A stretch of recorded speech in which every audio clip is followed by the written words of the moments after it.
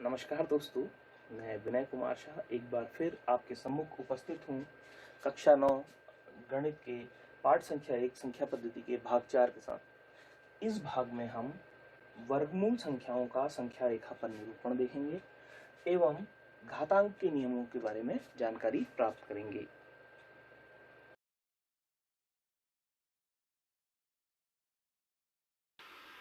वर्गमूल संख्याओं का संख्या रेखा पर निरूपण।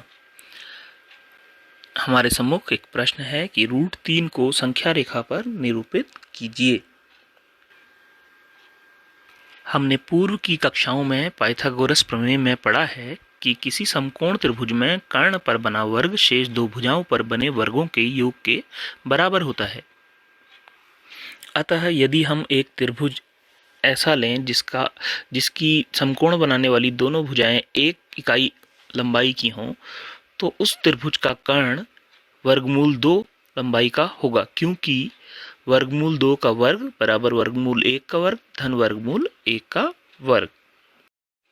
तो इस प्रकार हम वर्गमूल 2 लंबाई की रेखा खींच सकते हैं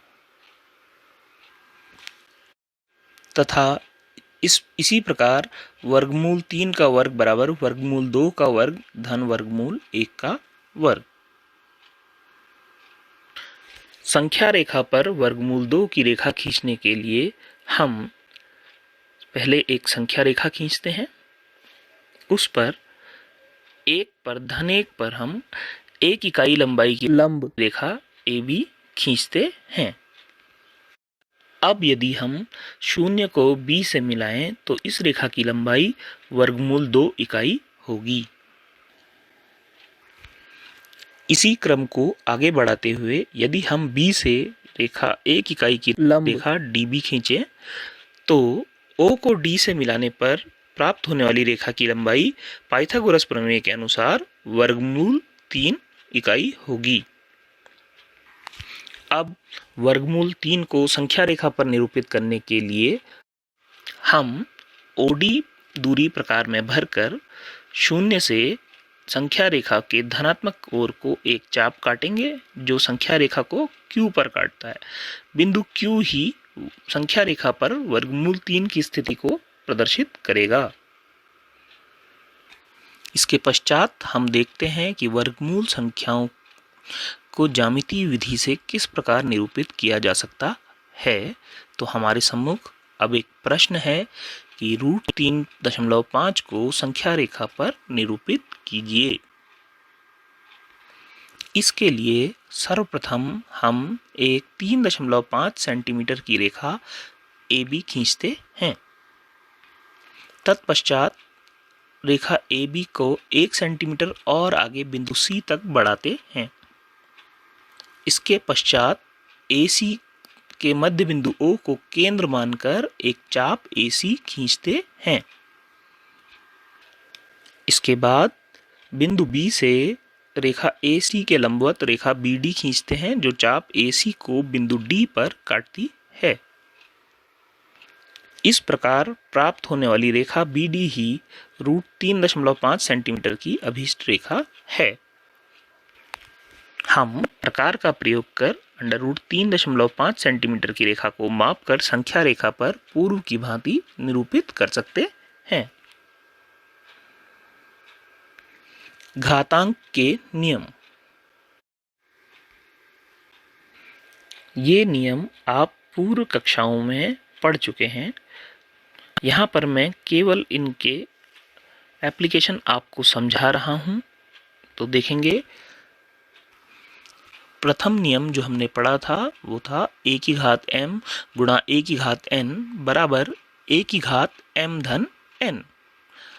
इसे इस प्रकार देख सकते हैं कि 2⁵2 गुणा 2⁵3 बराबर, यदि हम इन घातों को एक्सपैंड करें तो 2 गुणा 2 गुणा 2 गुणा 2 गुणा 2, तो 5 बार इसमें 2 आया है तो कितना हो जाएगा 2⁵5।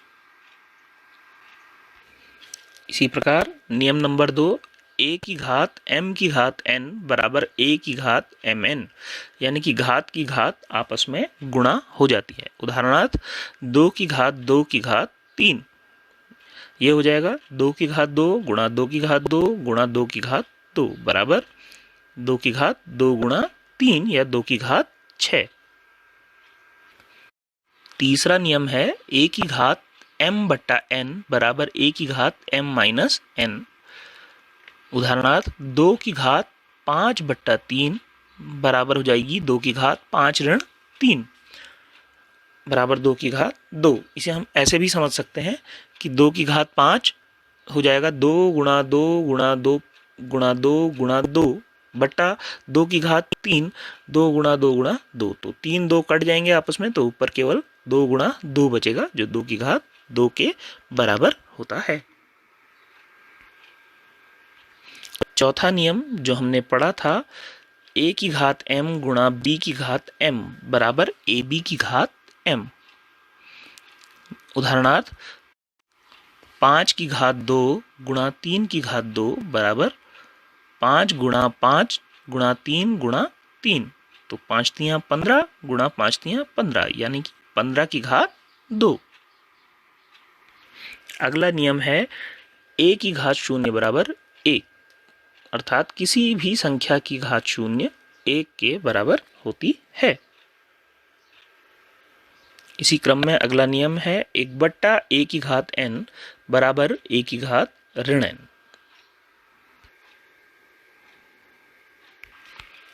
अब हम कुछ प्रश्न देखते हैं। प्रश्न संख्या 1 है, निम्न संख्याओं को संख्या रेखा पर निरूपित करें।